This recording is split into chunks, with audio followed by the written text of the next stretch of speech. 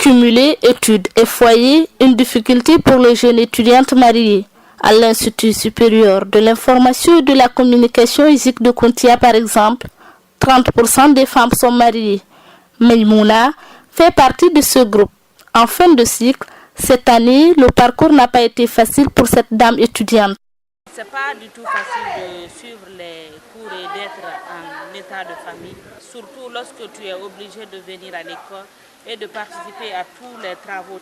À part ça, lorsque tu rentres encore à la maison, il y a les travaux ménagers qui sont là. Et ce qui est encore le plus difficile, c'est lorsque tu ne te sens pas bien et que tu as une évaluation à faire. Tu es obligé, parce que tu ne veux pas perdre. Le fait d'être enceinte ne peut pas t'empêcher de faire ce que tu as à faire. Donc si ce n'est pas un courage ou bien une volonté de finir les études, ce n'est pas du tout facile de jumeler les deux. Certes, un avis, mais reste partagé par d'autres femmes mariées en situation de classe. C'est le cas de Fatoumata. Pour être à l'école à l'heure, elle est obligée de se réveiller chaque matin à 5 heures. Une corvée pour la jeune dame. C'est pas facile de suivre les cours, en même temps le foyer réveille à 5 heures du matin.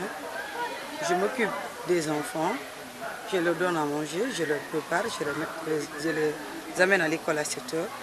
À 7h30, je suis à la maison aussi, je me prépare pour être à l'université, pour suivre mes cours. C'est pas du tout facile, mais si on veut, on peut. En dépit des contraintes liées à la gestion études et foyer, la majorité des étudiantes mariées à l'Institut supérieur de l'information et de la communication arrivent à poursuivre leurs études. L'établissement permet aux femmes en congé de maternité de combler le retard accusé par des séances de rattrapage, des cours, des évaluations après leur accouchement.